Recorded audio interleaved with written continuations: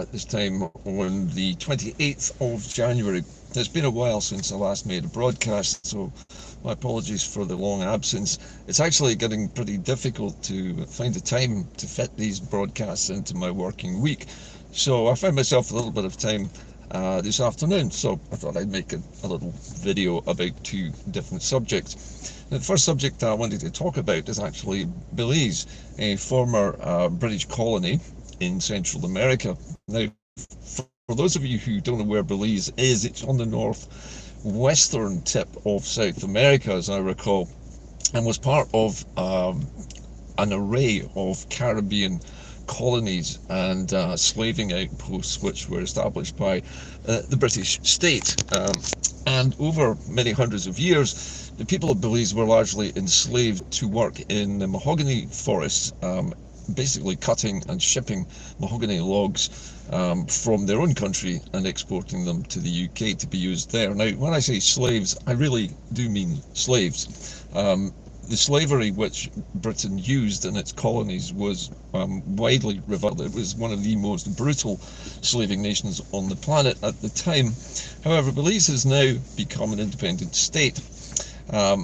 And interestingly, it is the only British protectorate of all of the former Caribbean colonies and other places that the UK had effectively colonised and enslaved, to never have been visited by the King.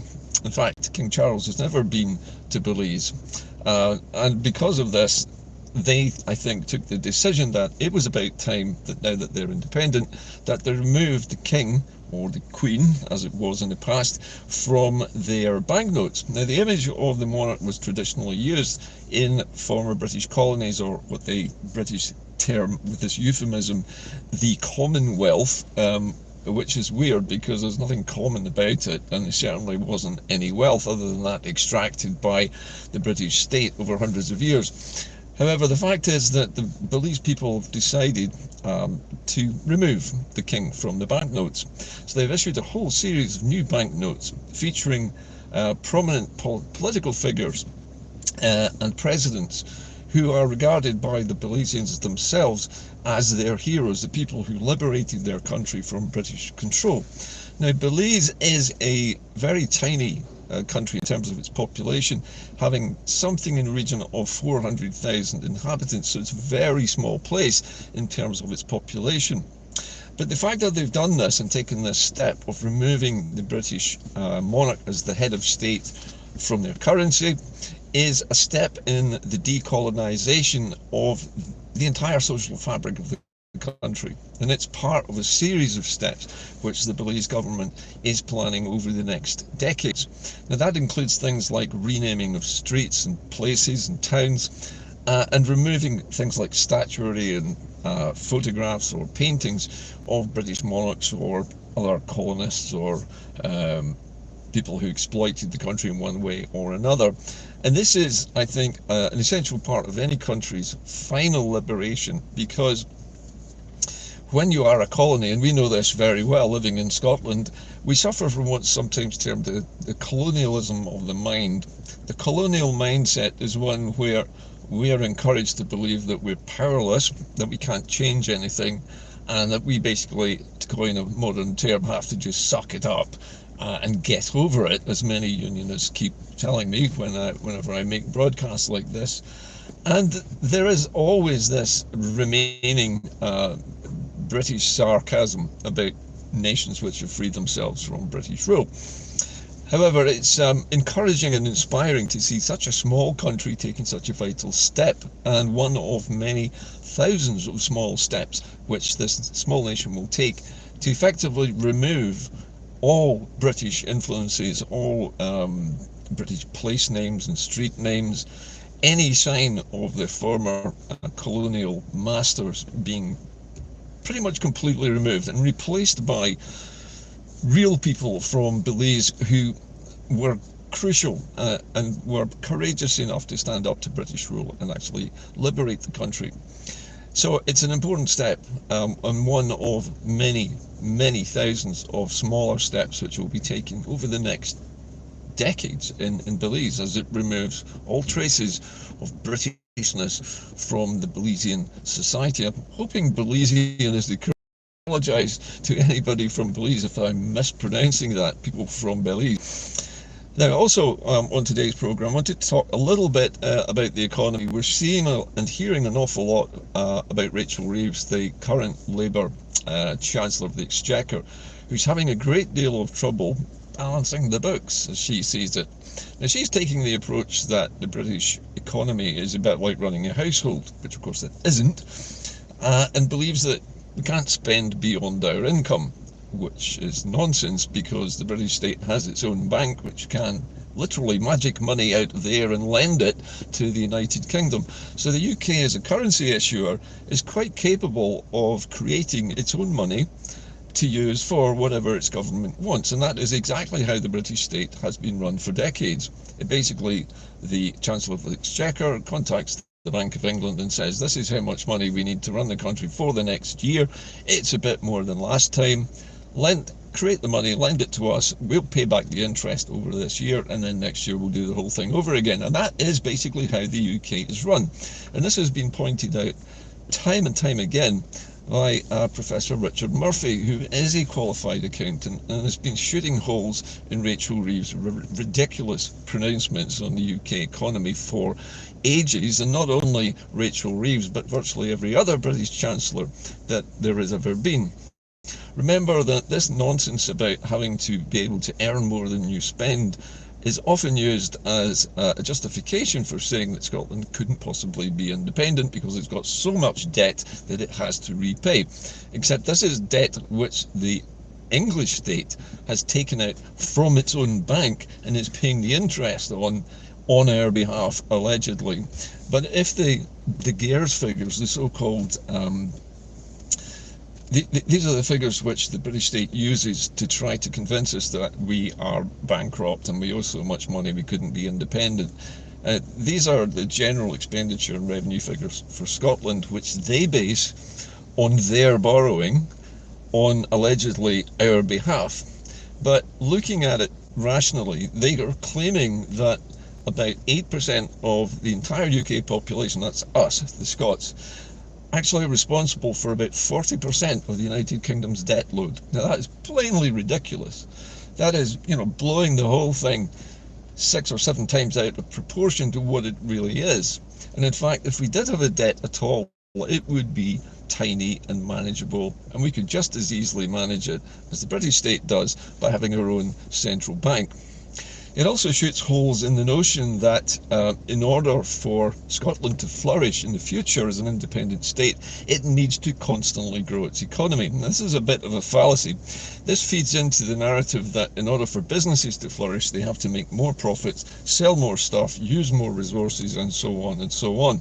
And those profits are funneled not into the business and not generally into the pockets of those who work in it, but usually into the pockets of the shareholders who own that business. And these can be multinational corporations, they can be massive pension funds, international pension funds with billions or trillions of dollars worth of assets who are making more and more money from these corporations. So this money doesn't flow back into the country, it flows out of the country and into the banks of these investors. In order for Scotland to flourish as a country where it's so resource rich, it needs to take advantage of the fact that it has all these natural resources. And instead of allowing private companies and big multinational corporations to extract the wealth from selling these resources to other people, we need really to take control of them. And that is what's known obviously as nationalisation, where the nation owns its resources and it decides how much it should pay for those resources itself. So in other words, if we are buying electricity and it's from our own generator, we can pretty much guarantee that we're going to get that electricity at the cost of production. There wouldn't need to be a profit margin on it. If there is, it will be small and then reinvested back into the business. Now that means that the benefit of the low energy costs are passed on to Scottish homes, Scottish businesses, Scottish shopkeepers, even Scottish transport networks like ScotRail and the bus services, which also, incidentally, should be nationalised. We already have a nationalised train service called ScotRail, which runs much more efficiently than that south of the border. We also have a semi-nationalised water industry.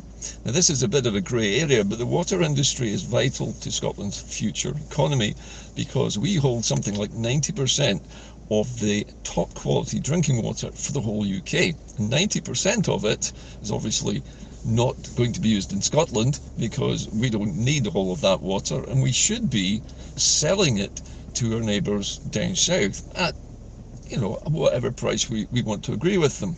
But we can't do any of these things if we don't actually own that resource and recognise that by forming companies or corporations which are nationally owned by ourselves as shareholders in the first place. Now, this is something we used to have when I was growing up.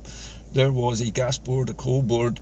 There would have been, although the petroleum industry wasn't nationalised at the time, it should have been, but electricity and gas, for example, were produced domestically by nationalised industries, which basically sold it to us at a much lower price.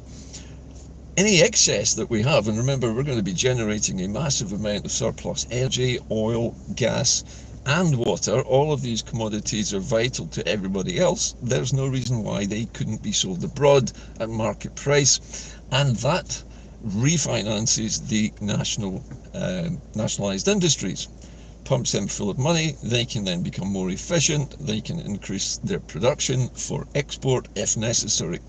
But the nice thing about this is it allows the economy to stabilise rather than having to keep. It simply holds its own stock. Basically, the entire country and all of its resources are owned by the people who live here.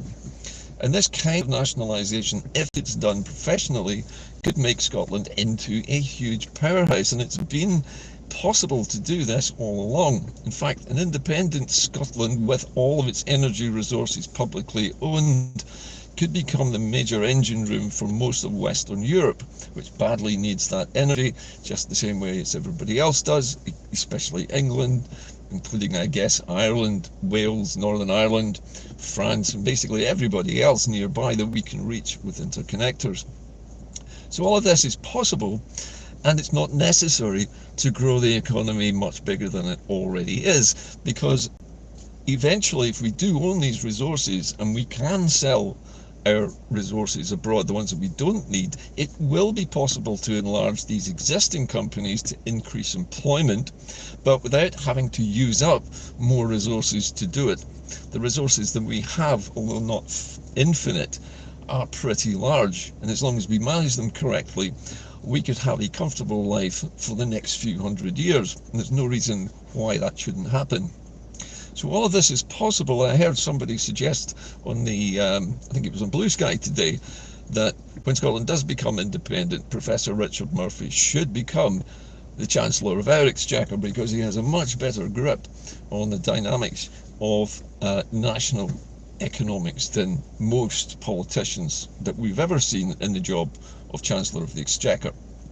Anyway, I think I'll leave it there today, but I think it's encouraging that a country which has a tenth of the population of Scotland has stuck two fingers up at King Charles and said, we're not putting your mug on our banknotes anymore. That is a nice thing to know.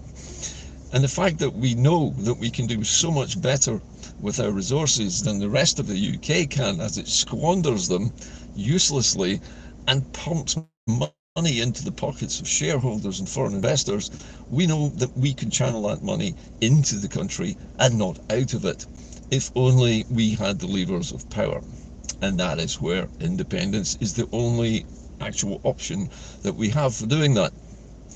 Anyway, let me leave you with those thoughts today. We have the power that we need, but we need to concentrate that power in the hands of the people, and we, the community of the realm, we are the Scottish Crown.